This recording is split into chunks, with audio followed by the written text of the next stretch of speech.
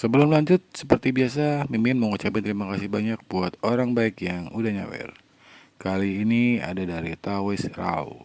Pesan, salam sehat selalu Min.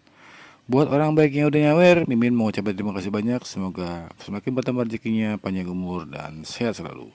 Kita lanjutkan ke intronya. Ichi Kewir. Kembali lagi bersama channel kita semua. Jika Anda suka, jangan lupa komen, like dan subscribe, share juga bila Anda berkenan. Selamat membaca dan mendengarkan. Perintah Kaisar Naga, Bab 36903695. Bencana guntur akan datang. Yara berteriak setelah melihat pemandangan ini. Semua orang memandangi kesengsaraan guntur dengan cermat, ingin melihat di mana sambarannya, sehingga mereka akan tahu siapa yang menerobos. Noah dan seluruh orang di Sekte Iblis Surgawi juga menatap kesengsaraan guntur, mereka juga sangat penasaran dan ingin tahu siapa yang membuat terobosan di Sekte Iblis Surgawi. Boom! Tiba-tiba terdengar suara yang memekakkan telinga, dan semua orang mau tidak mau menutup telinga mereka. Terlihat sambaran petir menyambar dari awan guntur. Dan tempat di mana petir menyambar ternyata adalah puncak gunung di depan Master Sekte Jiang dan yang lainnya. Petir langsung menyambar puncak gunung, dan retakan terbuka di puncak gunung yang besar, dan kilat mengikuti retakan itu sampai ke bawah.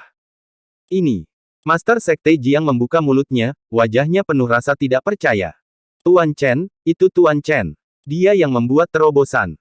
Ketika Yakub melihat ini, dia langsung meraung kegirangan. Tak satu pun dari mereka mengira Dev akan menerobos di gua itu. Ketika Noah melihat sambaran petir, dia melompat dan langsung menuju ke tempat terjadinya bencana guntur. Murid Sekte Iblis Surgawi lainnya juga lari ke sana. Ketika mereka melihat bencana guntur menimpa gunung di belakang gerbang Iblis Surgawi, mereka tertegun sejenak. Master Sekte Jiang, apa yang terjadi? Noah bertanya kepada Master Sekte Jiang. Ini Tuan Chen membuat terobosan. Master Sekte Jiang menjelaskan. Bagaimana mungkin? Ada banyak tabu untuk menerobos gua ini. Noah terkejut. Pada saat ini, Dev berada di dalam gua, tubuhnya tergantung, dan cahaya keemasan yang tak terhitung jumlahnya memancar dari seluruh sisi tubuhnya. Diiringi sambaran petir, hal itu menimpa Dev. Dev tidak melawan sama sekali, melainkan menyebabkan guntur melewati tubuhnya, dan kemudian mengenai slip giok seni intensif. Disertai guntur dan petir, dengan pemboman tersebut, tabu pada slip giok teknik intensif menjadi lebih lemah. 9 petir dari kesengsaraan guntur terjadi berturut-turut, dan awan kesengsaraan guntur perlahan menghilang. Seluruh dunia terdiam. Bagaimana bisa seorang biksu tingkat 2 di alam kesengsaraan transendensi bisa menerobos 9 kesengsaraan guntur yang begitu mengerikan? Bagaimana dia bisa menahan kesengsaraan guntur yang begitu mengerikan? Noah berkata dengan kaget saat dia melihat awan kesengsaraan guntur yang menghilang. Anda harus tahu bahwa ada banyak biksu yang gagal menerobos, dan mereka semua mati disambar petir. Guru, apakah Tuan Chen akan baik-baik saja? Yara tidak bisa tidak khawatir ketika dia melihat tidak ada gerakan di dalam gua setelah kesengsaraan guntur. Tidak perlu khawatir, Tuan Chen akan baik-baik saja. Saya percaya padanya. Yakub berkata lebih dulu. Dia telah mengikuti Dev begitu lama dan mengetahui kekuatan Dev. Tepat ketika semua orang diam-diam melihat puncak gunung di depan mereka, tiba-tiba puncak gunung itu runtuh di kedua sisi. Puncak gunung yang menjulang tinggi rata dengan tanah hanya dalam waktu singkat. Pada saat gunung itu runtuh, cahaya keemasan melesat ke langit, dan kemudian semua orang melihat sesosok tubuh bergegas ke langit, dan kemudian melayang di udara. Tuan Chen, itu Tuan Chen. Teriak Yakub. Saat ini, tubuh Dev terbungkus cahaya keemasan dan melayang di udara, seperti dewa yang turun dari langit. Apalagi aura luas di tubuhnya membuat orang tak berani menatap langsung ke arahnya. Terobosan. Saya tidak menyangka Tuan Chen akan mengalami perubahan besar setelah menerobos alam kecil. Dia jenius. Sungguh jenius. Master Sekte Jiang merasakan perubahan aura Dev dan tidak dapat membantu tapi mengaguminya. Noah juga menatap Dev dengan mata terbelalak. Dia tidak melihat ke arah Dev, tetapi pada slip giok seni bela diri di tangan Dev ini adalah seni bela diri intensif dari Sekte Iblis Surgawi mereka. Master Sekte, slip giok teknik intensif Sekte Iblis Surgawi kita. Seorang murid dari Sekte Iblis Surgawi berteriak dengan penuh semangat. Diam, aku juga melihatnya. Noah menatap murid itu dengan dingin. Saat ini, tidak pantas untuk berteriak, karena sepertinya berteriak akan merusak kesucian momen ini. Tubuh Dev perlahan turun, lalu dia berjalan di depan Noah. Tuan Zeng, mari kita lihat apakah ini adalah teknik intensif dari Sekte Iblis Surgawi Anda. Dev menyerahkan slip giok teknik intensif tersebut kepada Noah. Iya. Noah mengambil slip giok dari metode latihan dan mengangguk penuh semangat seperti anak kecil. Dengan keterampilan intensif, Sekte Iblis Surgawi mereka dapat terus menyebarkannya. Jika demikian, saya berharap Master Zeng menepati janjinya dan memberi saya batu iblis surgawi. Kata Dev dengan tenang. Demi Sekte Iblis Surgawi lah Dev pergi membantu Sekte Iblis Surgawi untuk mendapatkan keterampilan intensif, jika tidak, bagaimana dia sudi masuk ke gua. Tetapi justru karena inilah Dev mengetahui keberadaan iblis darah, dan dengan bantuan iblis darah di dalam gua, dia menerobos ke alam kesengsaraan transendensi tingkat ketiga. Dev tahu bahwa jika bukan karena aura yang ditinggalkan oleh iblis darah di slip giok teknik intensif, mustahil untuk menembus alam kesengsaraan transendensi tingkat ketiga hanya dengan mengandalkan gingseng naga iblis surgawi. Setelah mendengar perkataan Dev, Noah tertegun, lalu berkata dengan wajah malu, Tuan Chen, saya. Noah tidak tahu harus berkata apa kepada Dev. Lagi pula, sebagai ganti batu iblis surgawi, inilah yang dia janjikan. Tapi sekarang Dev telah mengeluarkan keterampilan intensifnya, dia tidak bisa mengeluarkan batu iblis surgawi. Tuan Chen, Sekte Iblis Surgawi tidak bisa memberikan batu iblis surgawi. Pada saat ini, Master Sekte Jiang melangkah maju dan membantu Noah keluar dari kebingungannya. Apa yang terjadi? Dev mengerutkan kening. Seseorang baru saja mengambil batu iblis surgawi terakhir dari Sekte Iblis Surgawi, jadi sekarang Master Zeng takut dia tidak akan bisa memberikan batu iblis surgawi. Kata Master Sekte Jiang. Siapa orang itu? Dev tercengang. Tuan Chen, dia adalah leluhur keluarga Ning. Dia keluar dari gua dan mengancam Master Sekte Zeng, dan kemudian mendapatkan batu iblis surgawi. Yakub melangkah maju dan berkata. Hanya Yakub yang mengetahui Zeke dan mengetahui identitasnya. Ternyata itu Zeke. Astaga, sepertinya dia tidak menungguku di luar. Ketika Dev mendengar bahwa Zeke telah merebutnya, dia tidak terlalu terkejut. Bagaimanapun, Zeke berbeda dari musuh lainnya. IQ orang ini agak tinggi, dan dia sering bermain tidak sesuai dengan rutinitasnya. Tuan Chen, saya benar-benar minta maaf, tapi jangan khawatir, saya akan segera mengirimkan semua murid Sekte Iblis Surgawi untuk mencari batu iblis surgawi. Setelah saya menemukan batu iblis surgawi, saya akan menyerahkannya serahkan pada Tuan Chen sesegera mungkin. Noah berkata dengan malu. Lagi pula, janjinya tidak dipenuhi, yang membuatnya sangat tidak nyaman. Tidak, saya akan mencari di tempat lain. Dev menggelengkan kepalanya. Dev tahu bahwa ada batu iblis surgawi di Istana Guanghan. Selama dia menemukan Istana Guanghan, dia bisa mendapatkan batu iblis surgawi. Tapi di mana Istana Guanghan berada, iblis darah tidak memberi tahu dia. Dia baru saja mengatakan itu berada di Gunung Iblis Surgawi. Tapi Gunung Iblis Surgawi ini panjangnya ribuan mil, membentang di seluruh wilayah selatan, dan mencakup banyak kabupaten dan kota. Berapa lama waktu yang dibutuhkan untuk menemukannya? Tuan Chen, tahukah kamu di mana ada batu iblis surgawi? Master Sekte Jiang bertanya dengan bingung. Dev mengangguk dan berkata, Master Sekte Jiang, tahukah kamu di mana Istana Guanghan berada? Istana Guanghan. Ketika Master Sekte Jiang mendengar ini, dia menggelengkan kepalanya dan berkata, saya tidak tahu. Mungkinkah ada batu iblis surgawi di Istana Guanghan? Benar, kata Dev. Saya belum pernah mendengar tentang Istana Guanghan ini. Apakah itu di wilayah selatan? Tetapi jika bukan di wilayah selatan, bagaimana mungkin ada batu iblis surgawi? Noah tidak tahu di mana Istana Guanghan berada. Sepertinya saya hanya dapat menemukannya secara perlahan. Istana Guanghan berada di Gunung Iblis Surgawi. Dev juga tidak berdaya. Bagaimanapun, Istana Guanghan baru dibangun kembali selama lebih dari setengah tahun. Wajar jika banyak orang yang tidak mengetahuinya. Tuan Chen, meskipun kami tidak tahu tentang Istana Guanghan, ada tempat yang mungkin harus kita kunjungi. Kata Master Sekte Jiang. Di mana itu? Dev sangat gembira.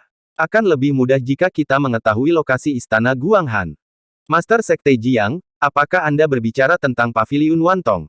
Noah bertanya. Tepat sekali, menurutku Paviliun Wantong pasti tahu di mana Istana Guanghan berada.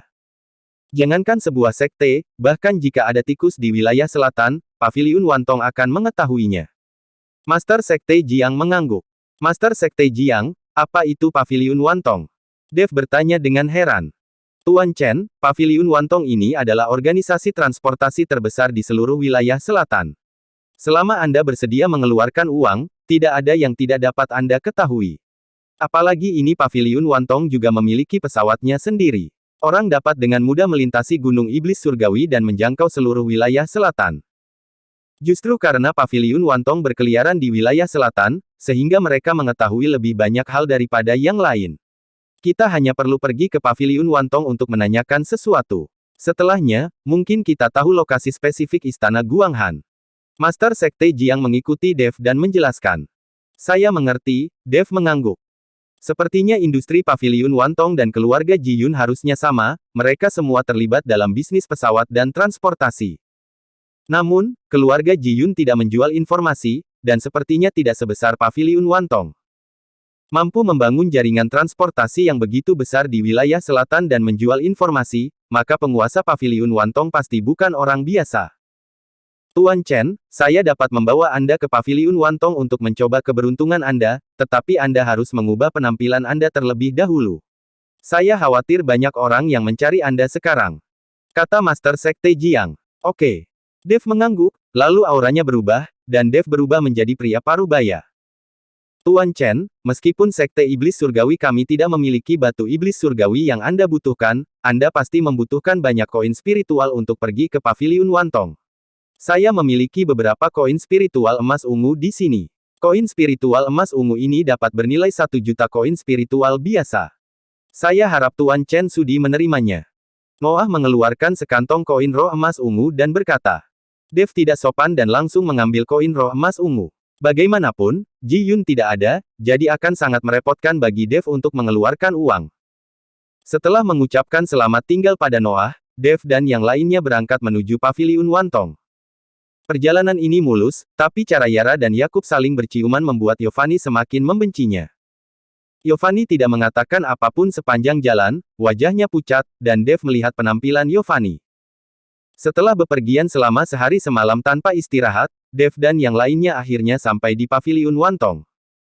Setelah melihat kota besar di depannya, Dev sedikit bingung. Terlihat kata-kata Paviliun Wantong tertulis di kota. Apakah ini Paviliun Wantong? Dev bertanya dengan heran. Dia mengira Paviliun Wantong hanyalah sebuah sekte, tidak terlalu besar, tetapi sekarang yang muncul di hadapannya ternyata adalah kota besar. Dan kota ini jauh lebih besar dari kota Kekaisaran Iblis. Tidak mungkin kota sebesar itu adalah Paviliun Wantong, kan? Tuan Chen, inilah Paviliun Wantong. Seluruh kota ini milik Paviliun Wantong. Paviliun Wantong dianggap sebagai sekte terkaya di seluruh wilayah selatan. Sekarang, selain mengangkut dan menjual informasi, Paviliun Wantong juga terlibat dalam beberapa dari pelelangan, dan semuanya adalah barang baru yang dibeli dari berbagai tempat. Master Sekte Jiang menjelaskan. Paviliun Wantong sangat kaya, bukankah seharusnya mereka takut orang akan memperhatikannya? Dev bertanya dengan heran. Lagi pula, tidak ada keteraturan di dunia surga dan manusia. Jika Anda tidak memiliki kekuatan yang kuat, Anda tidak akan bisa menyimpan kekayaan sebanyak itu. Tuan Chen, tidak akan ada masalah tentang itu di wilayah selatan, terutama di daerah Gunung Iblis Surgawi. Tidak ada yang berani main-main. Terlebih lagi, penguasa Paviliun Wantong juga sangat kuat. Naga tidak dapat melihat ekornya. Belum ada yang pernah melihat Master Paviliun Wantong. Dan Paviliun Wantong ini bekerja sama dengan banyak sekte dan memiliki cabang di berbagai tempat, jadi tidak ada yang memprovokasi Paviliun Wantong. Master Sekte Jiang terus menjelaskan. Dev mengangguk, lalu bersama beberapa orang masuk ke Paviliun Wantong. Setelah berjalan ke Paviliun Wantong, ada banyak biksu dan banyak toko yang menjual barang di jalan, sangat ramai, ini adalah kota tersibuk yang pernah dilihat Dev di dunia surga dan manusia. Selain itu, di Paviliun Wantong, selain biksu manusia, ada juga binatang buas dan sejumlah kecil pembudidaya iblis yang berjalan di jalan, yang jarang terjadi. Saat ini, tempat-tempat lain di dunia surga dan manusia menentang para penggarap iblis di mana-mana. Hanya daerah Gunung Iblis Surgawi yang bisa begitu bersahabat dengan para penggarap iblis. Master Sekte Jiang memimpin Dev dan yang lainnya ke loteng yang kelihatannya tidak terlalu mengesankan. Tuan Chen, disinilah Paviliun Wantong menjual informasi. Meskipun tempat ini tidak mencolok, informasi yang keluar dari sini sangat eksplosif. Beberapa orang yang mencari lokasi musuhnya dan lokasi harta karun akan datang ke sini, bahkan ada orang yang datang ke sini untuk menyelidiki informasi tentang rekan Tao mereka. Master Sekte Jiang mengikuti Dev dengan suara rendah. Dev tidak ingin mengetahui informasi atau gosip apapun, dia hanya ingin mengetahui lokasi spesifik istana Guanghan. Ada ruangan dengan ukuran berbeda di loteng, dan ada tanda kecil yang tergantung di pintu setiap kamar. Tuan Chen, mohon tunggu sebentar. Saya harus membuat janji terlebih dahulu. Kata Master Sekte Jiang kepada Dev. Dev mengangguk, silakan. Master Sekte Jiang masuk ke sebuah ruangan kecil dan keluar setelah tinggal di sana selama lebih dari 10 menit. Tuan Chen, janji temunya sore hari, kita harus menunggu. Kata Master Sekte Jiang. Kalau begitu kita akan menunggu. Dev tidak terburu-buru, dan iblis angin tidak terlalu cemas tentang kebutuhan batu iblis surgawi, selama dia dapat menemukan batu iblis surgawi untuk iblis angin. Tuan Chen, karena kita harus menunggu, mengapa kita tidak berjalan-jalan di sekitar Paviliun Wantong? Saran Yara. Faktanya, Yara masih ingin pergi jalan santai dengan Yakub, tapi dia takut Master Sekte Jiang tidak setuju, jadi dia mengajak Dev. Oke, tepat pada waktunya untuk melihat apakah ada sesuatu yang bagus. Dev tersenyum dan mengangguk. Karena Dev juga ingin berkeliaran, Master Sekte Jiang tidak bisa berkata apa-apa. Mereka lalu berjalan santai di jalan. Yara memegang tangan Yakub dan melihat sekeliling dengan rasa ingin tahu. Bagaimanapun, Sekte Jiwa Iblis mereka tidak sejahtera seperti di sini. Master Sekte Jiang, apakah Anda Master Sekte Jiang dari Sekte Jiwa Iblis? Pada saat ini, seorang pria parubaya gemuk datang sambil tersenyum, memandang Master Sekte Jiang dan bertanya. Wajah pria itu tampak sedikit tidak nyaman, dan matanya bersinar merah, seolah-olah dia berada di ambang kehancuran mental. Master Sekte Jiang memandang pria di depannya, sedikit mengernyit, dan berkata dengan bingung, "Ya, ini saya." "Siapa kamu?" "Master Sekte Jiang, itu ternyata kamu. Kebetulan sekali, aku tadi mengirim seseorang ke Sekte Jiwa Iblis untuk mengundang Anda. Saya adalah tetua Paviliun Wantong, dan nama keluarga saya adalah Xia." Pria parubaya itu dengan cepat memperkenalkan dirinya. Setelah mendengar bahwa orang itu adalah tetua Paviliun Wantong, Master Sekte Jiang langsung menjadi sopan. Bagaimanapun, seorang tetua Paviliun Wantong, apapun statusnya, tidak lebih buruk dari dia, Master Sekte Jiwa Iblis. Terlebih lagi, mereka datang ke Paviliun Wantong untuk meminta sesuatu, akan lebih mudah jika Penatua Xia dapat membantu. Ternyata itu Penatua Xia. Betapa tidak sopannya saya. Saya ingin tahu apa yang Penatua Xia butuhkan dari saya. Master Sekte Jiang bertanya dengan bingung. Master Sekte Jiang, ceritanya panjang. Jika Anda punya waktu, saya harap Anda bisa datang dan duduk di rumah sederhana saya. Penatua Xia menyampaikan undangannya kepada Master Sekte Jiang. Master Sekte Jiang memandang Dev, lalu mengangguk dan berkata, tidak masalah, saya tidak melakukan apa-apa sekarang. Setelah mendengar Master Sekte Jiang setuju, Penatua Xia menjadi bahagia dan wajahnya menjadi jauh lebih baik. Guru, saya ingin melihat-lihat dengan saudara Yan, jadi saya tidak akan mengikuti. Yara ingin mengikuti Yakub berjalan-jalan lagi, jadi dia tidak berencana pergi ke rumah Penatua Xia. Baiklah, tapi jangan berlarian. Master Sekte Jiang hanya bisa setuju. Sepanjang jalan, dia memperhatikan tingkah laku Yara dan Yakub, dan mengetahui bahwa kedua orang ini saling menyukai dan akan segera melakukan kultivasi ganda. Master Sekte Jiang bukanlah orang yang keras kepala, jika murid-muridnya dapat menemukan separuh lainnya untuk berlatih kultivasi ganda, dia akan mendukungnya. Pembudidaya iblis juga manusia, mereka juga memiliki nafsu dan keinginan, dan mereka juga perlu mengekspresikan nafsu mereka. Guru, saya juga berencana untuk pergi berbelanja. Giovanni melihat bahwa Yara dan Yakub ingin terus berbelanja, dan dia tidak berencana untuk pergi ke rumah Penatua Xia. Master Sekte Jiang melirik Giovanni, lalu mengangguk dan berkata, kamu harus patuh dan jangan menimbulkan masalah bagiku. Setelah memberitahu Giovanni, Master Sekte Jiang membawa Dev dan pergi bersama Penatua Xia. Segera, dipimpin oleh Penatua Xia, beberapa orang tiba di depan sebuah rumah megah. Seorang tetua memiliki rumah yang begitu mewah, yang menunjukkan bahwa Paviliun Wantong sangat kaya. Master Sekte Jiang, silakan masuk ke dalam. Penatua Xia mengundang Master Sekte Jiang dan Dev masuk. Baru saja memasuki halaman, Master Sekte Jiang sedikit terkejut, lalu melihat sekeliling dan berkata, Penatua Xia, apakah ada formasi sihir di rumahmu? Mengapa saya merasa ada kekuatan yang menekan jiwa di tubuh saya?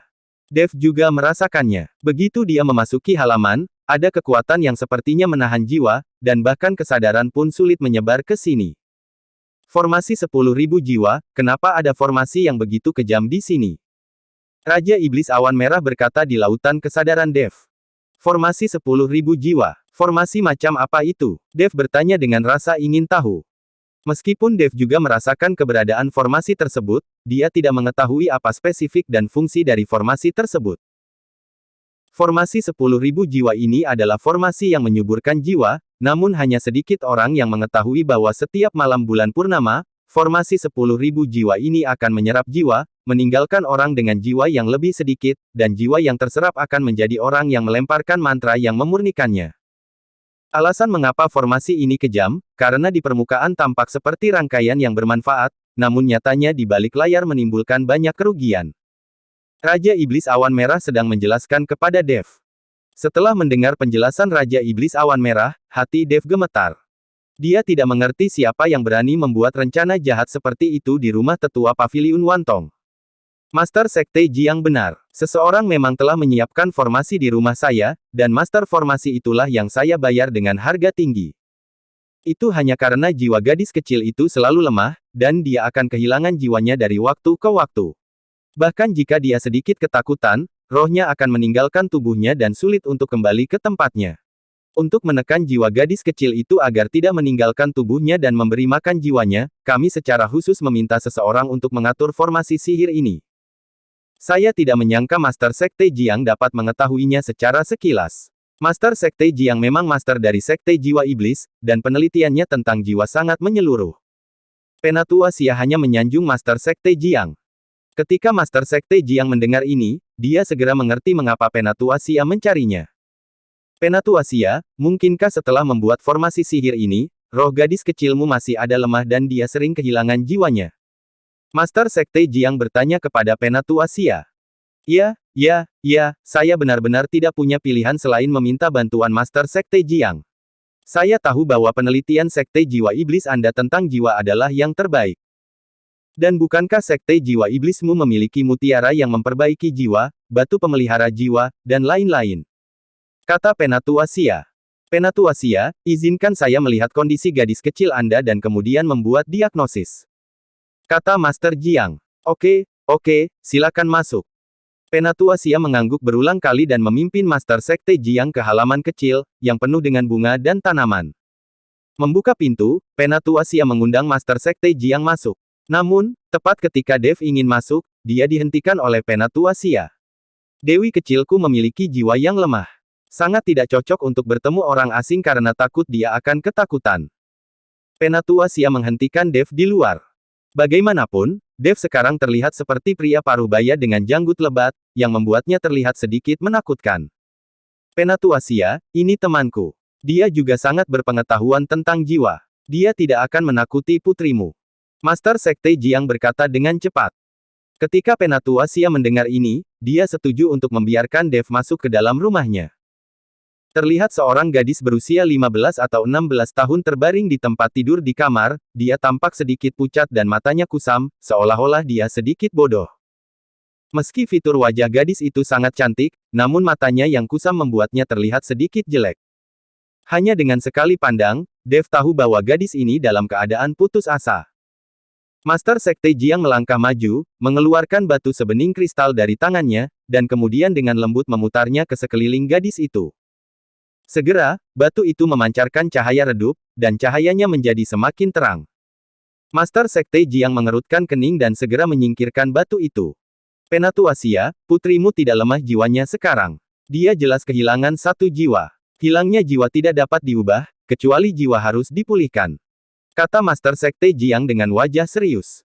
Bagaimana mungkin? Saya membayar banyak uang untuk mempekerjakan seseorang untuk membentuk formasi pemeliharaan jiwa hanya untuk melindungi putri saya. Bagaimana putri saya bisa kehilangan jiwanya? Penatua Sia tidak dapat mempercayainya. Penatua Sia, bolehkah saya bertanya siapa yang mengatur formasi pemeliharaan jiwa yang Anda sebutkan ini? Dev bertanya. Saya menghabiskan banyak uang untuk mengundang master formasi dari wilayah tengah. Formasi pemelihara jiwa ini memang dapat menyehatkan jiwa, dan juga dapat memantapkan jiwa dan mengunci tubuh, mencegah jiwa meninggalkan tubuh. Anda bisa merasakannya segera setelah kamu memasuki halaman. Kata Penatuasia. Penatuasia, bolehkah saya bertanya sudah berapa lama Anda menyiapkan formasi pemeliharaan jiwa ini? Dev terus bertanya. Sudah sekitar 1 tahun, kenang Penatuasia. 1 tahun. Dev sedikit mengernyit, berpikir sedikit. Setelah beberapa saat, Dev berkata, Penatuasia, apa yang telah Anda siapkan di rumah Anda bukanlah formasi yang memelihara jiwa, tetapi formasi 10.000 jiwa. Ini adalah formasi yang sangat kejam. Meskipun Anda tidak dapat melihat keanehan apapun pada formasinya, formasi ini pada malam bulan purnama, akan menyerap jiwa orang. Agaknya jiwa putri Anda yang hilang diserap oleh formasi 10.000 jiwa ini. Kata-kata Dev membuat Penatuasia membeku di tempat, dengan ketidakpercayaan pada dirinya menghadapi. Ini tidak mungkin, bagaimana kamu tahu? Penatuasia memandang Dev dengan ragu. Penatuasia, selain penelitiannya tentang jiwa, temanku ini juga seorang master formasi senior, jadi apa yang dia katakan sepenuhnya dapat dipercaya. Kata Master Sekte Jiang. Melihat Master Sekte Jiang mengatakan ini, Penatuasia ketakutan. Lalu apa yang harus saya lakukan? Apakah putri saya akan menderita demensia seperti ini sepanjang hidupnya? Penatuasia panik, lalu dengan erat meraih tangan Dev dan berkata, tolong bantu saya rekan Taois. Selama Anda bisa mendapatkan jiwa putriku kembali, tidak peduli berapa banyak uang yang kamu minta, aku akan berjanji padamu. Aku hanya memiliki seorang putri, dan aku tidak akan pernah membiarkan dia menjadi seperti ini. Penatuasia, jangan khawatir, saya akan mencoba dulu. Mari kita coba. Jika jiwa putri Anda benar-benar tersedot oleh formasi dan tetap dalam formasi, saya dapat menyelamatkannya, tetapi jika jiwanya telah dimurnikan, maka tidak ada yang dapat saya lakukan. Dev berkata jujur. Lagi pula, Dev juga tahu apakah formas 10.000 jiwa ini telah memurnikan jiwa putri Penatuasia. Jika telah disempurnakan, itu akan benar-benar berakhir. Dengan kekuatan Dev saat ini, tidak ada cara untuk memulihkan putri Penatuasia. Oke, silahkan coba. Penatuasia mengangguk berulang kali dan meminta Dev untuk mencobanya dengan cepat. Dev tidak berkata apa-apa lagi, tapi langsung berjalan ke halaman. Segera setelah itu, Dev melambaikan tangannya, dan beberapa sinar cahaya spiritual menghantam formasi, dan kemudian formasi di seluruh mansion bersirkulasi dan menyala terus-menerus.